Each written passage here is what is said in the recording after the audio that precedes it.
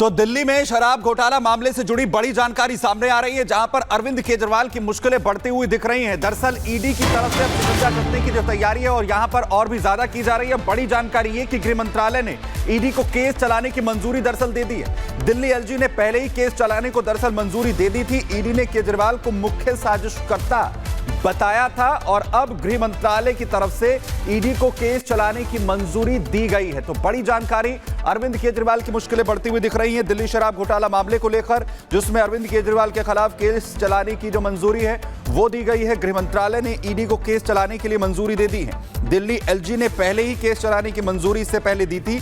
वहीं ईडी ने केजरीवाल को इससे पहले मुख्य साजिशकर्ता बताया था ईडी की तरफ से, और अब गृह मंत्रालय की तरफ से जो मंजूरी है वो दी गई है ईडी को अरविंद केजरीवाल के खिलाफ केस चलाने को लेकर। दरअसल दिल्ली शराब घोटाले में आरोपी हैं अरविंद केजरीवाल। और कोमल हमारे साथ जुड़ चुके हैं, हमारे सहयोगी। कोमल, देखिए दिल्ली विधानसभा चुनाव और उल्टी गिनती शुरू हो चुकी है। अरविंद केजरीवाल जो पहले से मुसीबतों में फंसे हुए थे, एक और मुसीबत की घड़ी उनके सामने आकर खड़ी हो गई है अब। बिल्कुल ठीक, विधानसभा चुनाव से पहले अब विधानसभा चुनाव में शेष एक महीना भी नहीं रह गया है, लेकिन उसके ठीक पहले देखिए ये जो अनुमति ईडी को मिली है गृह मंत्रालय की तरफ से, वो कहीं ना कहीं अरविंद केजरीवाल की टेंशन जो एक बार फिर से बढ़ती हुई नजर आ रही है। इसके पहले बात करें तो देखिए एलजी की तरफ से भी दिसंबर के महीने में, दिसंबर 2024 में एलजी की तरफ से भी जो है अनुमति दी गई थी। लेकिन आपको ये भी याद होगा कि सुप्रीम कोर्ट ने कहा था, नवंबर का महीना था जब सुप्रीम कोर्ट ने ये बात कही थी कि अगर कोई भी सरकारी कर्मचारी है जिस पर मुकदमा चलाना होगा तो ईडी को उसके पहले अनुमति लेनी होगी। और देखिए अब ईडी को अनुमति जो है वो गृह मंत्रालय की तरफ से मिल गई है। और अब देखिए अरविंद केजरीवाल की जो मुश्किलें हैं वो बढ़ती चली जा रही है, क्योंकि बात अगर हम करें शराब घोटाले की तो इसमें जो है अरविंद केजरीवाल को मुख्य साजिशकर्ता बताया जाता है, किंगपिन कहा गया है। इसके पहले भी देखिए वो जेल में कई दिन बिता करके आए थे, तो ऐसे में देखिए मुश्किलें बढ़ती हुई नजर आ रही है। लेकिन बात अगर अब हम करें आम आदमी पार्टी की तो देखिए उनकी तरफ से लगातार जो है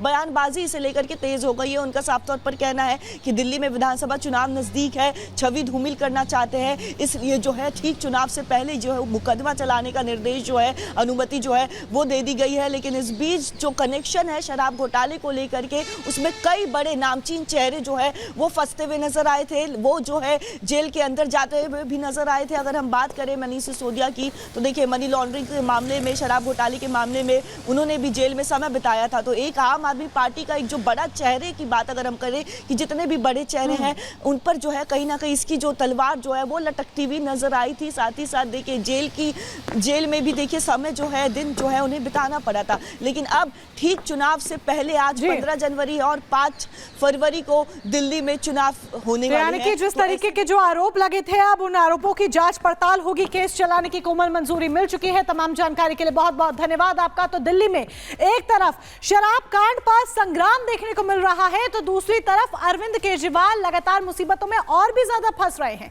एक तरफ शराब कांड की जांच की आंच अरविंद केजरीवाल के सर पर है तो दूसरी तरफ आम आदमी पार्टी के खिलाफ 5 एफआईआर दर्ज हो गई हैं।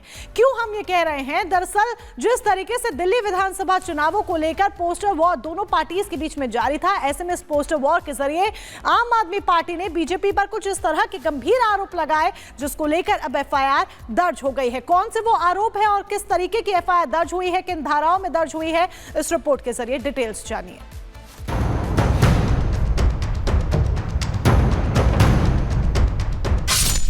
सोशल मीडिया पर रार, दर्ज हो गई एफआईआर, पोस्ट पर बवाल, क्या होगा आपका हाल? दिल्ली में वोटिंग अब सिर्फ 19 दिन दूर है, लेकिन वोटिंग से पहले सियासी पारा हर दिन नए स्तर पर पहुंच रहा है। कभी घुसपैठिए तो कभी अवैध वोटर रजिस्ट्रेशन को लेकर आप और बीजेपी की जंग तेज हो जाती है। लेकिन कौन जानता था कि सिर्फ 19 दिन पहले ही इस लड़ाई में एफआईआर की एंट्री हो जाएगी। जी हां, एफआईआर, वो भी 1-2 नहीं बल्कि 5 एफआईआर। नॉर्थ एवेन्यू थाने में आपके खिलाफ अब तक 5 एफआईआर दर्ज हो चुके हैं। एफआईआर में छवि खराब करने का आरोप है। इनमें से एक एफआईआर गृह मंत्री अमित शाह की छवि खराब करने को लेकर है, जबकि 2 मामले प्रधानमंत्री की छवि सोशल मीडिया पर खराब करने को लेकर है। आम आदमी पार्टी के ऊपर हुई एफआईआर जिन 3 सोशल मीडिया पोस्ट को लेकर हुई, उनमें से 2 पोस्ट 9 जनवरी जबकि 1 पोस्ट 10 जनवरी को की गई थी। एफआईआर में इस बात का जिक्र है कि बिना किसी ठोस सबूत या तथ्यों के आधार पर ये पोस्ट साझा किए गए। इस 5 एफआईआर में एक मामला राम गुप्ता के खिलाफ दर्ज है। एफआईआर में राम गुप्ता पर प्रधानमंत्री कार्यालय की छवि धूमिल करने और जनता को गुमराह करने का आरोप लगाया गया है। राम गुप्ता ने अपने ट्वीट में प्रधानमंत्री के आधिकारिक आवास को राजमहल कहकर संबोधित किया।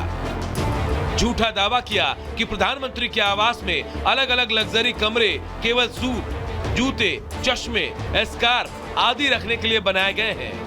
यह भी कहा गया कि आवास के नवीनीकरण पर 2700 करोड़ रुपए खर्च किए गए। एफआईआर में इन दावों को पूरी तरह से झूठा और मनगढ़ंत बताया गया। पुलिस ने मामले की छानबीन शुरू कर दी है और आरोपों की पुष्टि के लिए तकनीकी विशेषज्ञों की सलाह ली जा रही है। लेकिन हैरानी की बात है कि आम आदमी पार्टी ने अभी तक इस मामले पर कोई भी प्रतिक्रिया नहीं दी है। Bureau report, Republic Bharat. तो पोस्टर वार जो है वो अब एफआईआर तक जा पहुंचे हैं। आपको बताते हैं कि आखिर किस किन धाराओं में जो केस है वो दर्ज किया गया है, कौन कौन सी धाराएं जो है वो लगाई गई हैं। दरअसल भारतीय दंड संहिता 2023 के मुताबिक धारा 175 लगाई गई है। इसके अलावा 336(2), 336(4) और साथ ही 353 और 299 ये वो धाराएं हैं जो लगाई गई हैं, एफआईआर में दर्ज करवाई गई हैं। वहीं आईटी एक्ट 2000 के तहत 66C और 66D को भी इसमें शामिल किया गया है। और इसके अलावा जन प्रतिनिधित्व अधिनियम 1950 और 1951 की धारा 123(4) को भी इस एफआईआर के दर्ज आरोपों के तहत जो है वो दर्ज करवाया गया है। और यानी जो पोस्टर वॉर की शुरुआत हुई थी अब एफआईआर तक दिल्ली के अंदर पहुंचती हुई नजर आ रही है।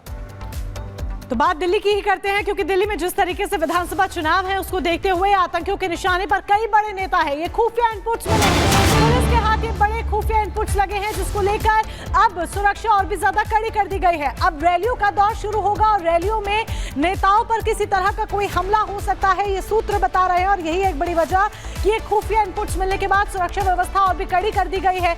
चप्पे चप्पे पर निगरानी रखी जा रही है। रैली में जब एंट्री ली जाएगी तो हर एक शख्स की कड़ाई से निगरानी की जाएगी, प्रॉपर चेकिंग होगी और तकनीक का भी इस्तेमाल किया जाएगा ताकि चप्पे चप्पे पर नजर रखी जा सके। खालिस्तानी आतंकियों के निशाने पर कई बड़े नेता हैं। चुनाव में दहशत फैलाने की साजिश रची जा रही है, लेकिन ये साजिश आखिर किसकी है इसको लेकर पुलिस अलर्ट मोड पर है और सुरक्षा को लेकर तमाम जो एहतियातन कदम है वो उठाए जा रहे हैं। आतंकियों के निशाने पर कई बड़े नेता।